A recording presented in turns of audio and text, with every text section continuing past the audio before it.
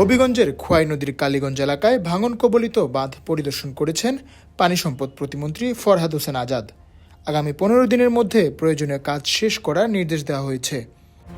মঙ্গলবার দুপুরে লস্করপুর ইউনিয়নের কালীগঞ্জ এলাকায় বাঁধ পরিদর্শন করেন প্রতিমন্ত্রী।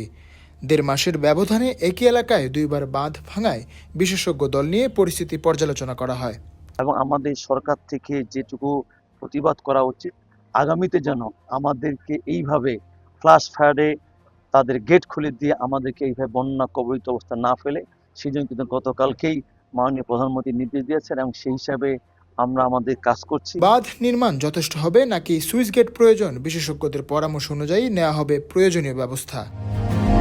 এদিকে জাতীয় সংসদের হুইপ ও হবিগঞ্জ 3 আসনের সংসদ সদস্য জি.কে. গৌস আগামী 15 দিনের মধ্যে কাজ শেষ করার নির্দেশ দিয়েছেন।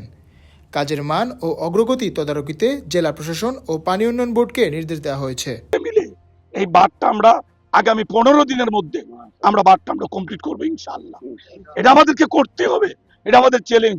প্রধানমন্ত্রী যেখানে মন্ত্রীকে পাঠিয়েছেন, আর আমি সমবয়সী পানি সম্পদ প্রতিমন্ত্রী, আমি ওনাকে অনুরোধ করব 15 দিন যেন গনে গনে আজকে থেকে আমরা এই বাঁধটা সকলে মিলে, আর ডিসি সাহেবকে আমি অনুরোধ করব, আমাদের জেলার সর্বোচ্চ কর্তা ব্যক্তি হিসাবে আপনারও দায়িত্ব আছে, আমাদের উপজেলা প্রশাসনের দায়িত্ব আছে, আমরা সবাই মিলে খেয়াল রাখি, আমরা যেন মানুষকে আর কষ্ট না দিই।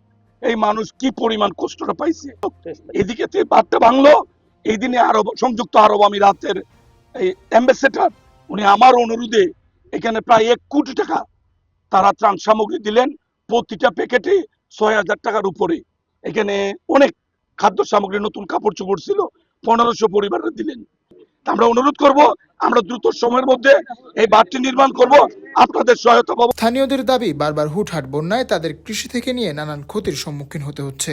দ্রুততম সময়ের মধ্যে এই অবস্থার সুষ্ঠু সমাধান চান তারা।